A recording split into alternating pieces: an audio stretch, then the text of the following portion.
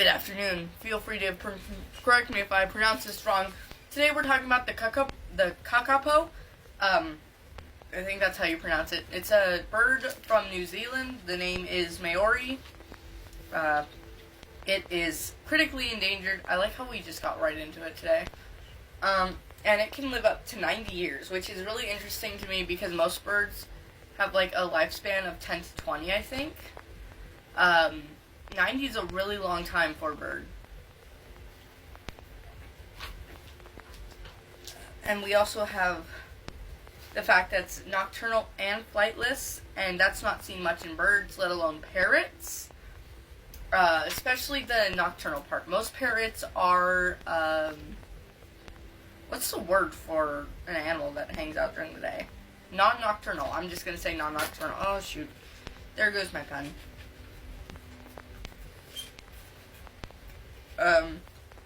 And so like a toad, it makes a boom sound that it gets from its chest, where it puffs out its chest, and then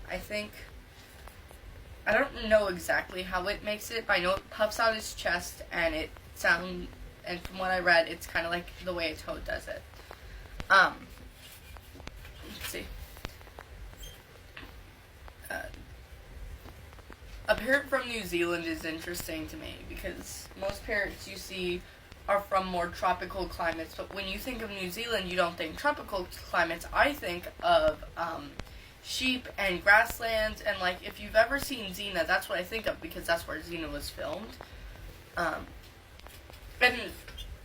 the flightless part is a bit odd for me, but it also kind of makes sense because it's a different area than most birds hang out. They might not need flight. They are critically endangered, which concerns me because when a bird like this gets critically endangered, it's really hard to get them back up into non-critically endangered. We've done it before, but it's really hard. Sorry. I would suggest doing more research about these, or if you're visiting New Zealand and you go to a museum or something, or you see the birds or zoo. I don't know what I'm saying anymore. I'm rambling. I think they're really cool. I think you should study them. Also, quick side note here about the Maori. I'm pretty sure they're the native people to New Zealand and Australia in that area. And they're kind of being, like, I wouldn't say eradicate, but I think that the government over there is actually trying to, like, erase their protections. If you remember a few months ago, there was that haka dance, and that was the protests for the erasing of protections that the Maori people need.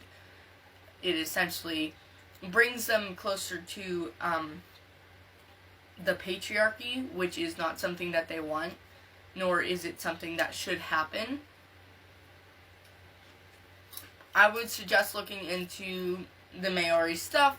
I would suggest looking into these birds because they're really cool. And have a good afternoon. Happy New Year, whatever.